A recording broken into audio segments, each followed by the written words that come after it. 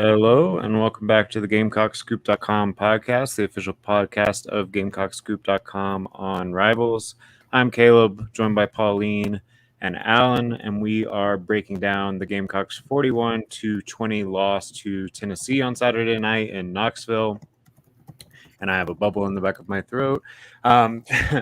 Before we get into that, though, just a couple of quick news and notes from around Gamecock land. First one is in basketball. On yesterday afternoon, South Carolina picked up their second 2024 commitment, 3-star forward Trent Noah out of Harlan, Kentucky.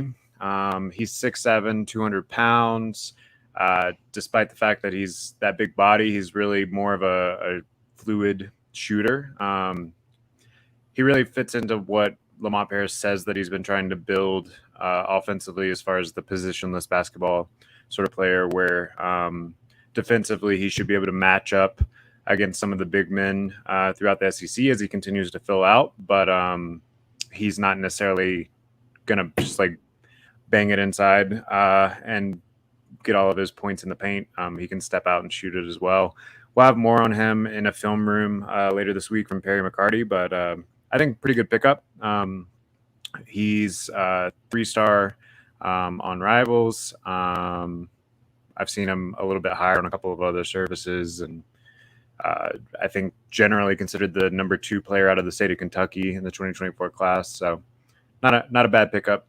Obviously would have paired nicely with your Cam Scott, 5-star out of Lexington. But obviously he ended up at Texas. So you whiff on your top target in 2024, but you get 2 guys. The other one, the Finnish guy that his name escapes me right now, that I think have potential, but they're a little bit of projects for sure. And then the other quick news item that came out this morning, the Florida game time has been set for 3:30 next Saturday. Alan seems pretty thrilled about it. If you are in the state of South Carolina, you know that is also State Fair weekend. So traffic and homecoming. So traffic is going to be not ideal in Columbia on next Saturday. Leave early, all those sorts of things, if you want to get there on time. All right, I think that's the kickoff return that happened last year at the State Fair game. If you were late, you were down 7-0 in 10, or you missed a touchdown in 10 seconds. With that Texas A&M? That was a legit game, yeah. All right, let's get into what happened on Saturday night. I guess I'll just start getting both of your general takeaways from what you saw. Alan was in Knoxville. That crowd obviously played a huge factor. And then Pauline and I both kind of watched from our separate places. Alan, let's start with you since you were the one there. What's your general takeaway from what went down? I think my first main thought, there's so much stuff to unpack from that game, I think. But my first main thing is something Shane Beamer said last night on the teleconference. Somebody's got to win a rep. Somebody's got to win a one-on-one rep. Offensive line, we can get into the PFF later, not good enough. I think we kind of saw revert back to what you saw week 1. Some perimeter stuff, blocking not quite there. I thought your secondary played okay, but D-line didn't get enough pressure on Joe Milton. Your wide receivers didn't get separation. The short yardage stuff, I think without question the worst you've seen all year. We'll get into that too. I have some usage questions there. I think you just got outplayed. Obviously there's more to it than that, and we're going to say more to it than that, but if you just go position by position across the field, Tennessee played better than you pretty much everywhere. And that goes back to someone's got to make a play, and it just kind of never came. Yeah, I feel like as I watched the entire game or whatever, it didn't feel like Tennessee was 21 points better than you as a football team, but they made all of the plays that needed to be made. Yes. While South Carolina couldn't seize any of their opportunities, really. We'll get into some of those specific opportunities because that's what I talked about in the rapid reaction at length on Saturday night. And yeah, when that happens, you end up with a pretty lopsided score, even if perhaps the talent on the field isn't vastly different. I think you see a clear talent discrepancy in, say, Tennessee's defensive line and South Carolina's offensive line at the moment. which played a big factor in this one. But other than that, I thought the matchups weren't, too far off. Pauline, what about you? What's your just general takeaway from Saturday? Well, I mean, first off, we all know that the fans can be very influential on a team, It was and loud in there. I could only imagine. But also, a lot of the feedback I was getting from back here was that they had the utmost expectations that the Gamecocks were just going to blow, even though, if we looked at the past history of the past few games, realistically speaking, that's not how it was going to go down. And because of that, I think the hate is a little bit detrimental on their part because fans flip a switch. But a lot of what I saw was I like this quote a lot because we talked about it, I think 2 weeks ago. But Coach Beamer has been putting a lot of new plays in the playbook. And one of the things that he said was the playbook basically consists of everything in the kitchen sink. So, which I mean is very true. And I kind of like it, but it's because of the fact that we don't have a strong O-line. We have to. You got to do some different stuff. What we can, exactly. So I don't think it was a bad loss. I think it was very much of we played a great game. I mean, the resilience was there. I don't think we just couldn't connect plays. It just wasn't our bag. So that's something you say, connect plays. Spencer said post game they never got in a rhythm all night. I think that's kind of about how I felt about it too. It never felt like you were getting blown out. I mean, even it kind of did at 31. 31-10, maybe a little bit, but then Mario pops the run out of there to get you back within 14. It was a one step forward, 2 steps back night the entire game, I think is kind of where I would put it. Yeah, and really a key moment you're talking about when it started to turn into a little bit more of a lopsided game was Spencer throwing that pick six right before halftime. I think there's a lot of blame to go around on that one. That's just a play that kind of, I think probably Loggins, Spencer, everyone would want back because it just didn't make any sense, right? It's 3rd and 22. You're throwing like a 6-yard curl route or whatever it was. Yeah, probably even if it's there. Yeah, but probably even if it's on target, it's not turning into a first down. In that scenario, I've always appreciated how aggressive Beamer's mentality has been since he's been here. It's been a huge breath of fresh air compared to the Will Muschamp era. But that's one of those where I think you have to play a little bit more of a conservative game. You're only down, you're only down 1 score at that point, and then it very quickly becomes 2, and Tennessee's getting the ball back after the second half, and that's where it definitely sort of spiraled. To South Carolina's credit, they did they stop them coming right out of the? No, they didn't. Okay, Tennessee scored, and then Mario had the 1-play touchdown, and then they stopped Tennessee on the next drive after that. Yeah, so I like your point on the fact that I liked your point on the fact that there's no one player to blame. I think that it wasn't you can't put all of the mistakes on the fact that Spencer was running the ball and then he threw a pick six there's so many moving parts that just again didn't connect. But I like the point that you said where there's no one person that screwed up today. It was basically just a learning experience, unfortunately. It was Tennessee making the plays that you need to win a football game, and South Carolina missing those plays. You can look at some statistical points where you probably felt pretty good, right? You got 2 interceptions off of Milton. For the most part, I thought you kind of held their running game in check, although Jalen Wright had a couple of big-time runs, including a 42-yard touchdown. It kind of got away from you maybe down the stretch. Ultimately, Tennessee ends up with 238 rushing yards overall, and they averaged 6 a carry. But it didn't really feel that way, I guess, in real time. It felt like your defense was holding up well enough. But every time you had an opportunity to kind of crawl your way back into it, you didn't take advantage of it. I wrote about that a little bit in the rapid reaction, but if you want to look at some of these specific times, you had two fourth down conversions that you failed, 4th and 1s. One was a failed 4th down conversion after you had pulled off a pretty great fake punt to kind of keep a drive going. And another one a little bit later where you had 2nd and 2, 2nd and 1, 2nd and 2. Yep. Mario stopped twice, then Spencer stopped on a sneak. Right. And at that point, you were driving early in the 3rd quarter with some momentum and just really couldn't finish that drive. So you had your opportunities and you fell short of them. I don't know. That's the story of the game. I think the third, we'll start with your first one there. You're down 14-10 at that point, driving to try to take a lead or cut it to 1 with a field goal. You hit the fake punt. You got the momentum. 3rd and 1. I was confused at the time. Shane Beamer sort of explained it yesterday on the teleconference, and I'm still confused. I'm not really sure why that was a Juju McDowell carry in that spot. He said because they wanted to go tempo, and that was the personnel that was in the game. It's the kitchen sink. I can understand not wanting Tennessee to sub in that spot. I do get that.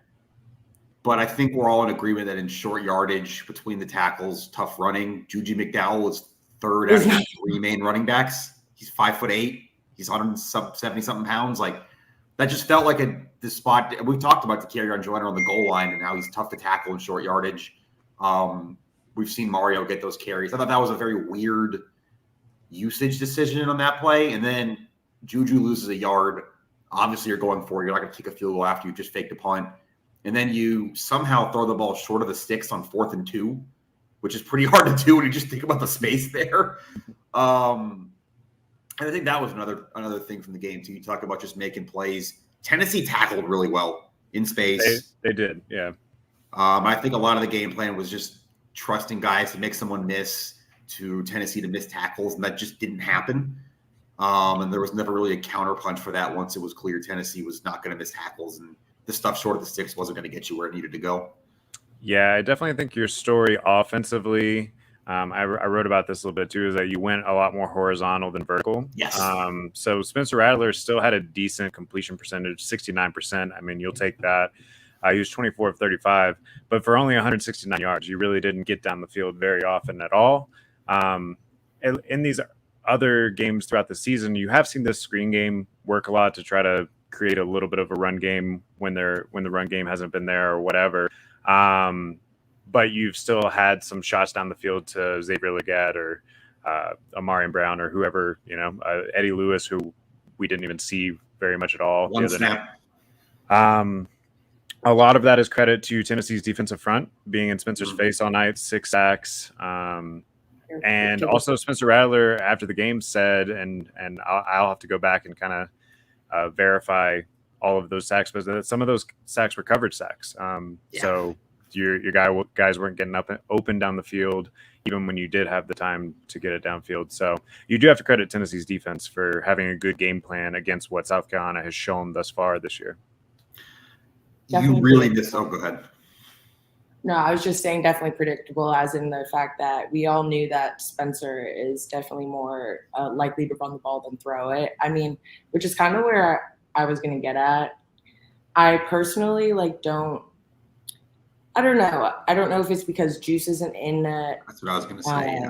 Right now, or it's just how he is. But you have Xavier Legette, who clearly has proven he is one of our main modes of scoring, and it doesn't seem like, I don't know if there's a disconnect, but every time that he's throwing it to him, he's going deep down the field. So I mean, I don't understand if he's waiting for Juice or if it's just that's his preference, but I don't know if that's something Shane wants to talk to him about. The Juice thing was pretty obvious Saturday night. That was the first time all year you're looking at that and going, okay, Juice isn't here, and that's an issue.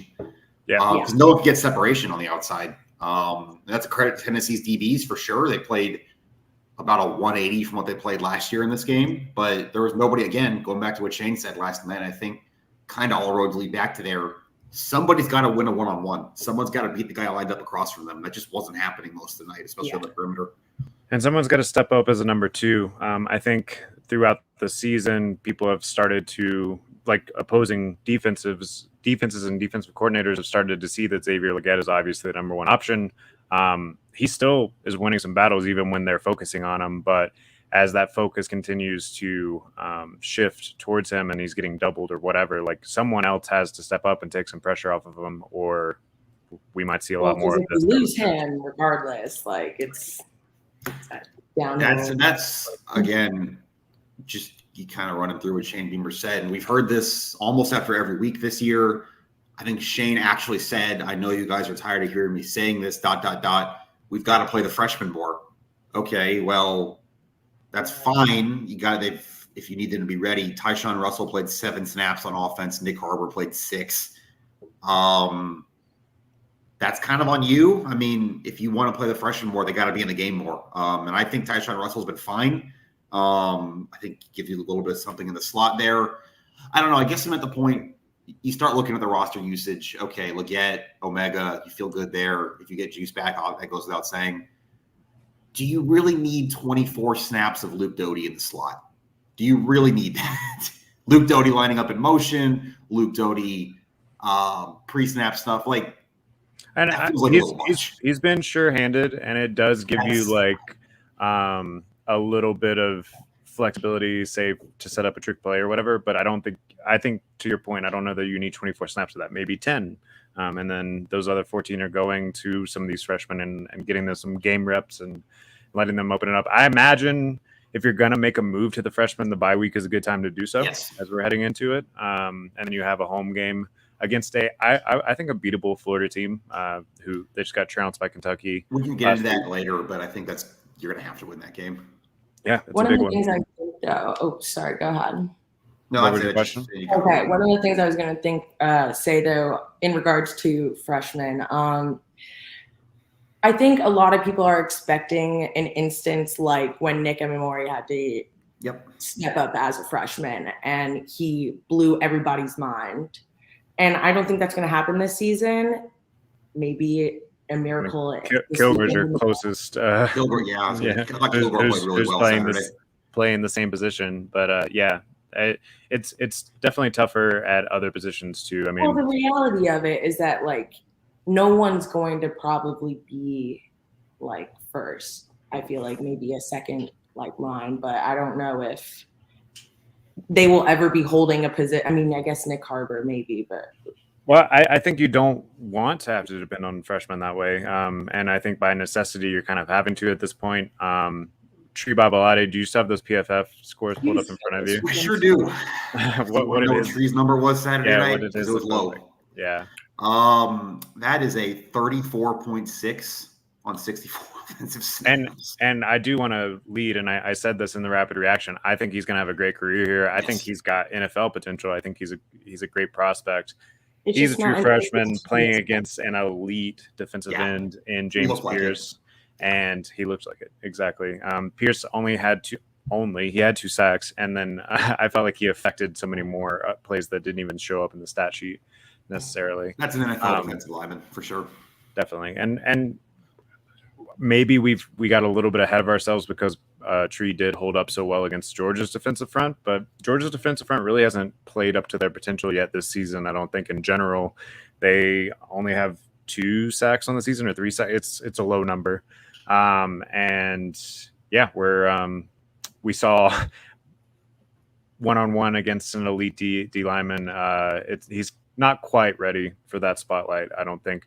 I do think that you try to chip with tight ends and running backs a good bit, but I don't know. You still need those tight ends as weapons too. We saw Trey Knox get a game ball in the loss from Shane Beamer. He was kind of the bailout option a few times on some of those plays. But a touchdown taken off the board by a false start, which he scored on the drive anyway, but he was wide open in the end zone on that play. He seems to be wide open very often. He's good at finding space. Especially at home when I'm on the field, he's literally almost in the end zone, and it goes back to the whole like Spencer being under pressure. Like he can't. And that's the problem. You need him in to block more often than not too. So I don't think if you we're drawing it up on paper that Loggins is getting to run the offense the way that he wants to, because he's having to work around this offensive line. And this is something that we've talked about every week, but it came back to bite you in a way that we haven't seen since week 1 this past week. So I guess kind of taking stock of that big picture. Okay, you're 2-3 at the bye. I think we all agreed the schedule lightens up down the stretch. Not that it's easy, but the tough part of your schedule's over. You're Georgia, Tennessee, North Carolina away from home in the rearview mirror. What's fixable here and what's just going to be what this team is kind of what I wrote post-game in Knoxville. If you want to go check that out, if you're a subscriber. How much of this can you fix in 13 days where you play Florida? And how much of this is just, okay, this is 2023 South Carolina football, work around it, is my question. I think it's the latter. Yeah, and I think there are better days ahead for some of these problems. Like we're talking about the offensive line. We've seen them play good against Georgia. We've seen them play pretty good against Mississippi State. I think playing at home, these like 5 out of the last 7 games is going to be helpful. That Tennessee crowd did the offensive line no favors. We saw a couple of false starts. You can't account for checking at the line and stuff and whether or not they were even on assignment all the time because of how loud that crowd is. That's not something that you're necessarily going to know as an outside observer, but those guys in that room know if they miss some assignments there. Yeah, I think that's something that is going to continue to improve throughout the season. You're starting 2 freshmen on the road in the SEC. That's a recipe for disaster most of the time. I do think that'll be better. For me, it's the freshman thing. And you look at both sides of the ball too. Pop Howard, 19 snaps for the second week in a row. Doing quick math, it's a little bit more than a quarter of the plays in the game. Okay. I thought Pop Howard played pretty well. The PFF grading agrees with that. I'm not going to give the number away. You should subscribe and read the website later, but I thought he played pretty well. I thought you finally saw some linebacker depth that we've been hearing about. Bam Martin Scott had a sack. I think that was first of his career. Also, by the way, while we're talking about linebackers, Ronnie Porter with the hit of the night on special teams. Yeah, that came out of nowhere for sure. What was that? Hey, it was pretty funny. Little pat on the helmet for him for sure. Yeah, but getting back to the actual point there, I think you saw some of that. I just think you're a little bit thinner up front than maybe you thought. TJ Sanders was banged up.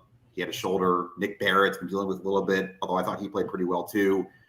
And again, who's ready? Is Xavier McLeod ready? Is Desmond Umeozulu ready? Can you get those players ready over a bye week? I'm going to be very interested to see coming into that Florida game and really the rest of the year, but Florida's the first opportunity. Who plays how much and kind of are these freshmen? Who took a step during the bye week, I guess, is kind of what you got to evaluate.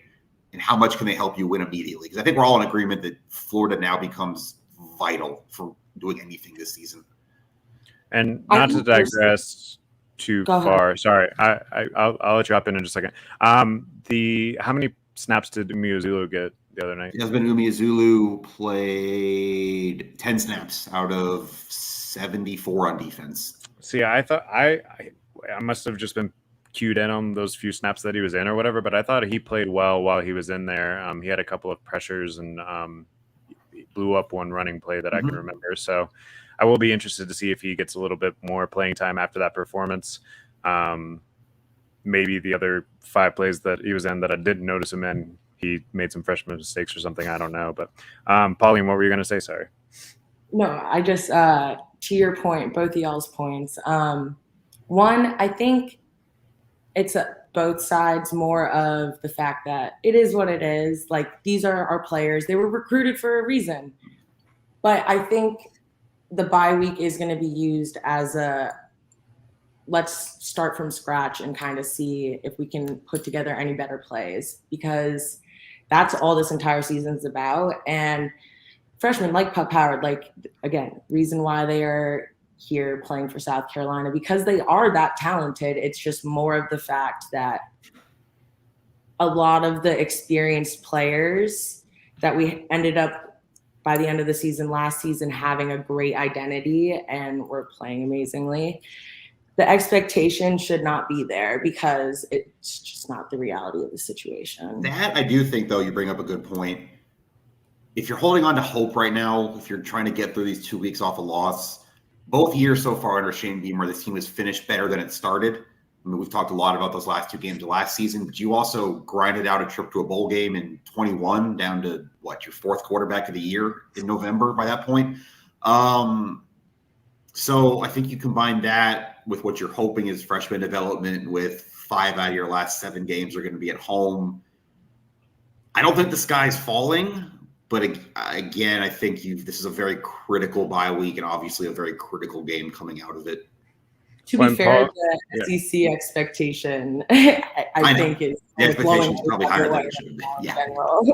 Yeah. Well, I was going to say, Pauline, you brought this up earlier too. I think because of the way that South Carolina beat Tennessee last year, the fan base perhaps had different expectations going into this game than maybe they should have. I was getting answers of 90-0 and then cost by 90. Yeah. And I'm like, all right, guys, you're about to get your dreams crushed. I'm so sorry. But I mean, Alan, you picked South Carolina to lose but cover. I picked South Carolina to win close. I think we thought that this matchup was going to be tough, but a winnable one on the road based on how they played thus far. But I don't think either of us necessarily foresaw the offensive line taking the step back that they did, which probably is still the story of how this one ended up the way that it did.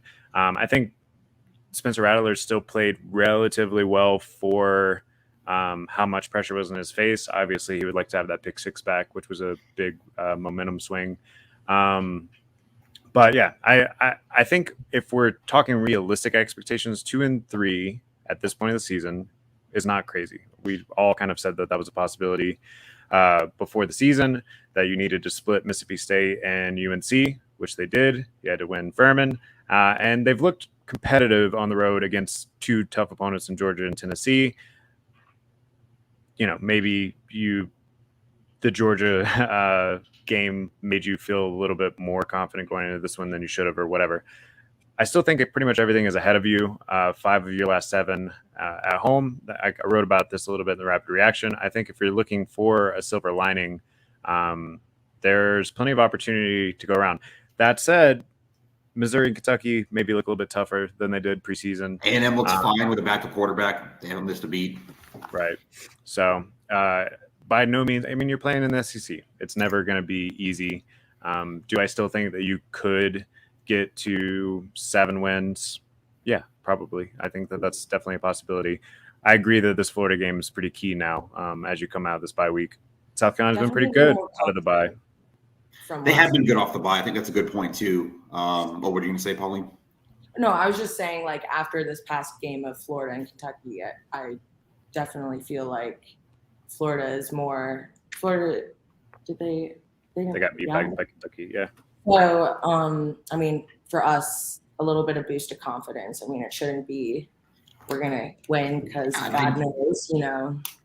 I don't think you should be afraid of Florida if you put it. If you right. Oh, absolutely not. I think they'll come in pretty aggressive, but it'll be like kind of like like for them, like they need this win for them to be like upping their confidence. We've had this conversation. I don't even know how many times the last 2 years, 3 years. Yes, Florida's going to turn around and hand the ball off 30 times. Yes, you need to have an answer for that. That's what it's going to be with ETN. Right. We could get into that more next week for sure. But also Florida doesn't stop the run either. If you can get that going a little bit, if you can maybe look the way you did against Mississippi State in that game, we know Mario at least has some explosive running ability. You saw that on Saturday at Knoxville. That feels like a spot where maybe you can get your running game going a little bit, start getting into some play action a little bit for Spencer. Look, it's at home. It's off a bye week. You're going to be as healthy as you've been all year, probably just by virtue of not playing for 2 weeks. It's a team you lost to last year, but beat the year before. Last time you had them at home. Go win the game. They were very good when we played them last year. Like, they were in a good position, and we were. They had their best game of the season, and South Carolina probably had their worst. So, yeah. Now, you did mention Mario Anderson. Is it safe to say that the DeCarrion Joyner starting running back experiment is over, should be over? I mean, outside of that one run, which, you know, I hate when people like take away if he didn't have that run, because he did. And it was a great run, 75-yard touchdown run. But outside of that, he was 9 carries for 26 yards. Kind of the same as what you saw with Mississippi State. That said, I still think that he's done enough at this point compared to everyone else on the roster that he's got to be your main back going forward. It just comes down to how you want to use Joyner. I still think he should be getting more run and short yardage. He's just so tough to tackle in those kind of situations with bodies into the trenches. And you start to wonder if that game goes a little bit differently. If maybe it's Joyner instead of Juju on that 3rd and 1. Maybe it's Joyner instead of Anderson on that 2nd and 2 in the 3rd quarter. There's a role for Dakereon Joyner running the ball. Definitely. But also, I think this is a little bit, again, goes back to the freshman thing. You get more DJ Braswell. If you're really hesitant right now to play Tyshawn Russell and Nick Harbor at wide receiver, you do have Dakereon Joyner. He's done that before. He was a wide receiver. I mean, I don't necessarily know if that's what the staff wants to do, if DJ's not ready, if they don't want to take him out of that running back role. I guess what I'm saying is that doesn't have to be mutually exclusive. Like, you can line up Dakereon Joyner in the slot, and we can do that. It's just more natural position. Clearly they're not afraid of it with Luke. So clearly that's what I mean. Like, that's if Luke Doty can do that 24 times, Dakereon Joyner definitely can. Yeah, and it's possible that he does show back up in the slot a little bit. Go ahead, Pauline. No, I was going to say, I just made a note of when the game was going on, the announcers were talking, this was about Xavier, but I applied it to Mario as well. But he quoted, like, made themselves, like he made himself, as in, like, he's proved why he's there. And I think Mario, that also applies to Mario. Like, he developed himself as a D1 player in the matter of couple months. If you're talking high points of that game as a South Carolina fan, it was really cool to see Mario score a 75-yard touchdown in front of 100,000 people, considering where he came from. That. And the broadcast did do a good job of kind of showing his reaction on the sideline afterwards, and he's feeling proud and well deserved. Agreed. We've talked about this running back room for almost a year now, basically since Marshawn Lloyd went into the portal at the end of last year, and its limitations. But he definitely deserves a pat on the back for how hard he's worked, and the fact that he's proven that he at least belongs in Power 5 football. Good for him. All right, other, I guess, lessons heading into the bye week. We've seen 4 games at this point, and they've been kind of wildly inconsistent on the way that 5 games. You're right. Sorry. 5 games at this point, and they've been kind of wildly inconsistent in each of their narratives. What do we feel like we confidently can say about the South Carolina football team from a positive standpoint heading down the back half of the season? What are some things that we feel like we can depend on as, like, this is their identity? You can go ahead if you want, Pauline. Okay. I was just going to say, back to the individual talent that we have, like, I see it as basically we're molding a piece of clay right now, and we have all those little pieces, or, like, it's just not where we need it to be. Like, Trey Knox is a great asset to us, and honestly, I feel like he hasn't gotten as much recognition or, like, the right plays as much just on the field from Spencer, or I don't know. Because when he does play, he's very he's on it and he makes amazing plays. But I don't know if Spencer has clicked in his head, like, made that relationship and that bond that he did with Juice. Or I mean, I know they're different, but in the sense that, like, the confidence-wise, at least, because clearly we are trying all different types of plays and stuff. There's no consistency, like you said. So, I mean, why not use him? Why not use DK in a different position if we already have Mario? Like, I think that's something to look forward to, in the sense that you guys out there, Gamecock fans, have to understand that all these players are very talented. It's just they're new and the identity isn't set in stone yet. And that's what I think going into this bye week is going to be a huge focus. Okay, so there you have some pieces that definitely work. It's just getting it all to work together, and I think one of the big reasons it hasn't is just the protection with the offensive line, because you need time for those plays to develop. But yeah, all right. So individual players, and I agree, a lot of them are veterans, right? Trey Knox, Xavier Leggett, Spencer Rattler, DeCarrion Joyner in the role that he's carved out. Mario Anderson has taken a step forward. What about you, Alan? What are some things that you feel like are kind of starting to solidify about this 2023 Gamecock team? You will have the better quarterback on the field most, if not all, the games left on your schedule. I mean, if you want to split hairs about maybe a Devin Leary, if you're a club guy person, most of the games the rest of the year, you're going to have the better quarterback on the field. Most of the games the rest of the year, you will have the best receiver on the field with Leggett, maybe not like Mizzou, Luther Burden, some of that. But most of the games, you will. So I think you start there. That's your bread and butter. I think you have something that works there. Your DBs, I know DQ Smith's had a rough couple of weeks, but Jalen Kilgore looks like a player. Nick Eamonroy looks good as ever. I think you're going to get healthier there too. You're going to get David Spalding getting some more reps. I think you feel pretty good about your DBs in general. Not saying they're going to not have some rough nights, facing some good passing games, but I think those are the two things you kind of hang your hat on right now. Just in terms of having an identity. It's what we've seen throughout the Shane Beamer era, but I think it's those two things. And then, I think youth is kind of what it doesn't count as an identity. And, 4 years. I think what you're looking at is you feel good about this. I mean, I'd say early returns right now, you feel good about this freshman class, right? You feel good about Pup. You feel good about Umizulu. You feel good. Yeah, Saturday night aside, you feel good. Kilgore for sure, but Tree aside, Saturday night aside, you feel good about him. Tro, same thing. And you can lean on that as these players get better every week, play more every week, get the feel of them a little bit more. And then special teams. I mean, we haven't talked about it much, but I think that was probably the best special teams game of the year Saturday. Hit the fake punt. Yeah. Mitch Jeter hit 2 good long field goals.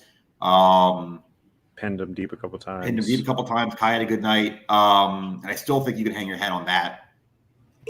Yeah. The majority of the score making players is our special teams, but no, I mean it was part of it. There are solid actual team on our in total. We are pretty much secure on that.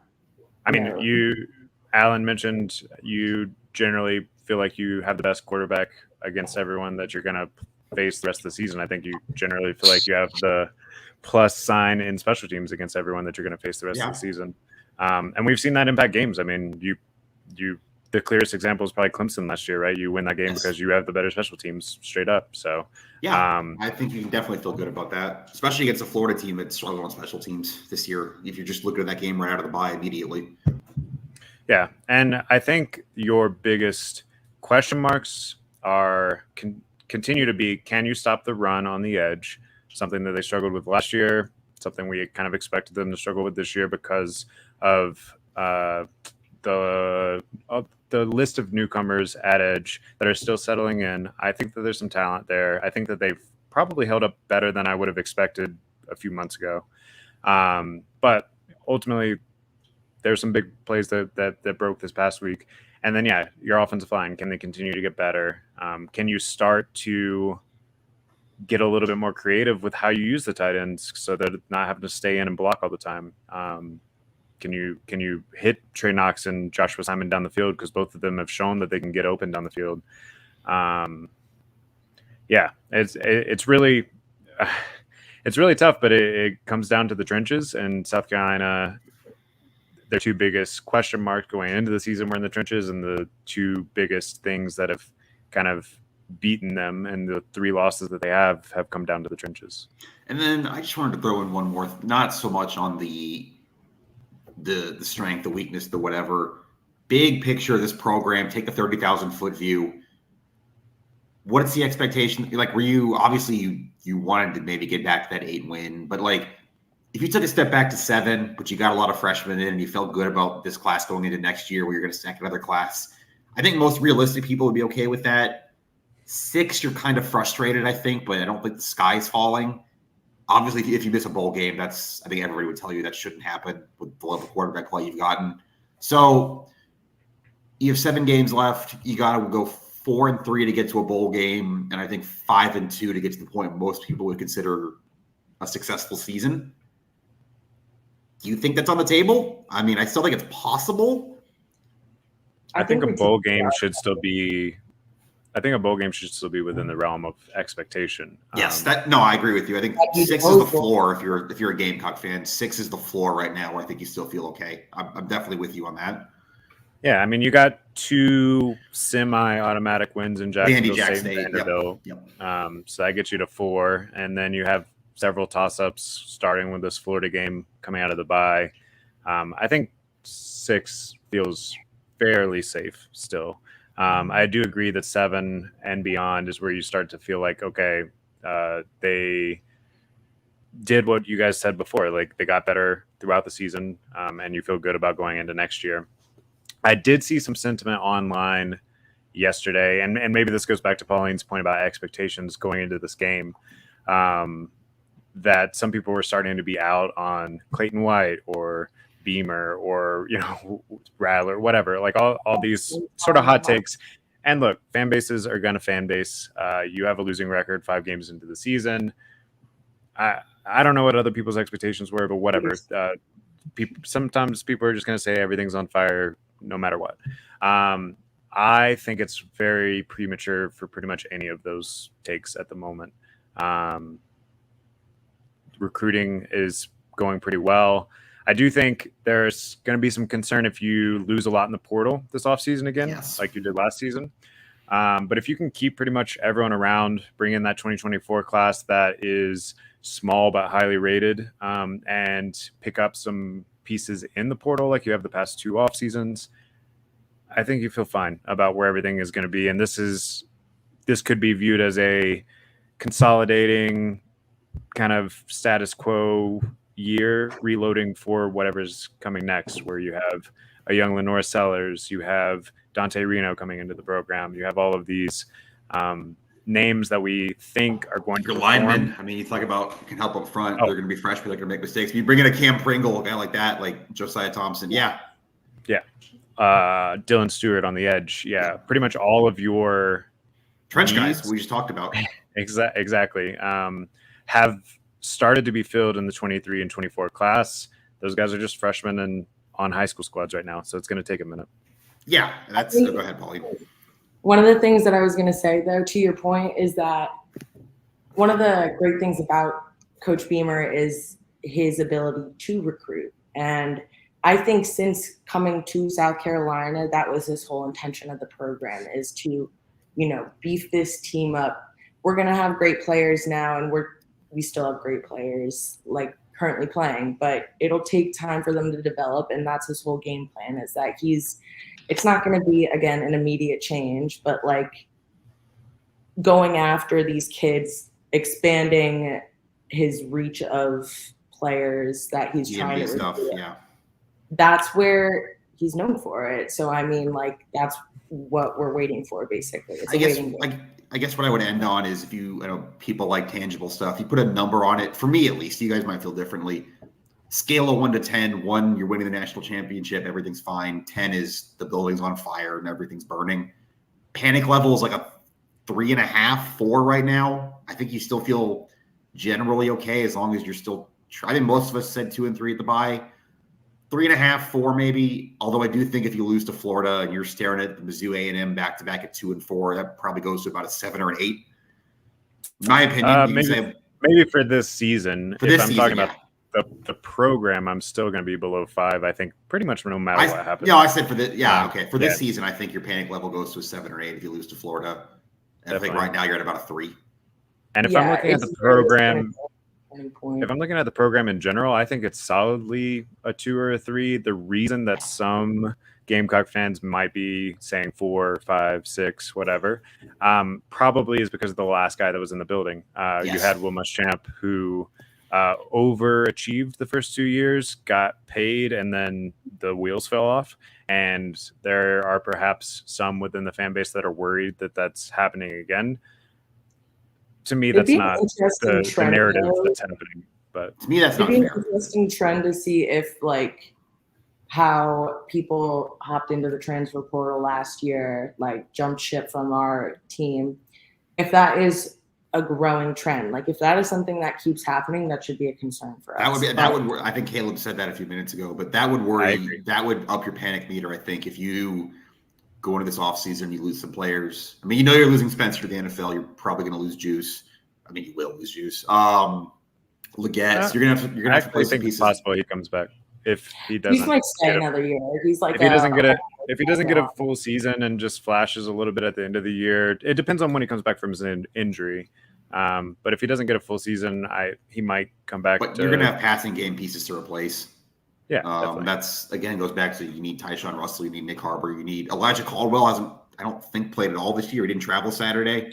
We heard good stuff for him in the summer. So I think wide receiver portal recruiting has been pretty good so far. You're gonna need at least one, I think. Just you got Juice out of the portal. Eddie Lewis, I think, has flashed, even though we haven't seen him. Who they got this past offseason. So Amarian Brown, you got out of the portal. So yeah, I think you're probably gonna see some of that for sure. Yep. That's I think about our state of the program for the bye week. Everybody take a deep breath. You don't have to watch another game until 13 days. Take a breath. Sad. I know. Enjoy some football in your bye week. Some other games this week. Some fall weather. It's gonna be okay. It is. Yeah.